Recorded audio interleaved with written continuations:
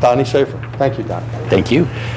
This is a topic that you could go on and on and on. I actually rewrite this class constantly because new stuff comes out. In fact, we've been talking about some stuff here I'm going to add about Mercedes as soon as I get it researched and get it put in there.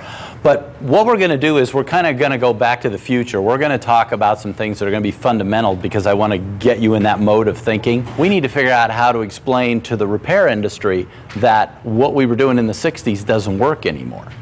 And it's like anything else. You've got customers that come in and say crazy things that sound like they came from their dad in the 50s. You can't use Pennzoil because that'll sludge up the engine. You got to use Valvoline because it's not a paraffin-based oil. You know, all that kind of stuff. That it's all, every 6 months something's new. And the stuff that we believed 20 years ago wasn't even true that point in time.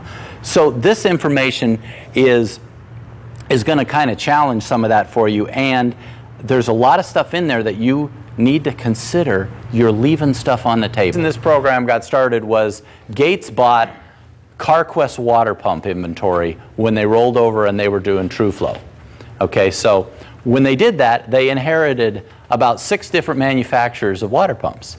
And at that particular point in time, Gates thought maybe they had a problem with their water pumps. They thought maybe they weren't doing the job right, because none of them wanted to share, you know, how are you guys doing on warranty rates? Well, so Gates had this whole inventory, which, you know, they reboxed, right? So it's all TrueFlow, right? And it could be anything in there. With the exception of one supplier, who shall go nameless because it's not my job to trash them, everybody else had a flat warranty rate. No matter who it was, they were all the same. And they were higher than manufacturing can tolerate. The coolants have been changed, well, mostly. But at the end of the day, we've got compatible plastics. So if you're using plastic impellers, you're okay.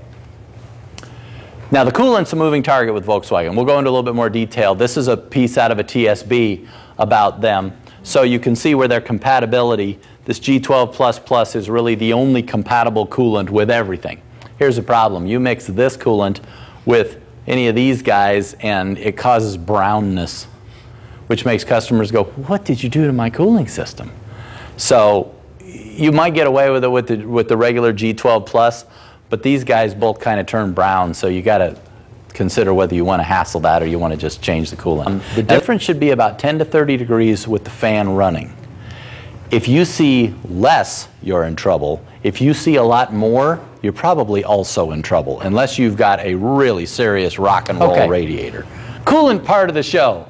This is the part I've been leading up to the whole time, because all you've heard is, you got to watch the coolant, you got to watch the coolant, you got to watch the coolant. So now I'm going to give you the power to go back to your customers and say, that coolant has to go. Here's why. I have a good friend who's got a 40-bay shop in Denver, and he was buying all of his antifreeze from one supplier. And I said, so what's in that stuff? I don't know, it's red.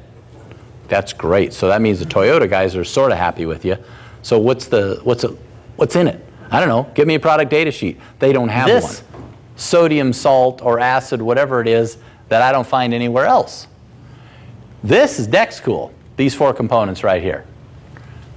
So this particular universal is not really DexCool, even though it says it's compatible. Here, Subaru began using a different coolant in 2009.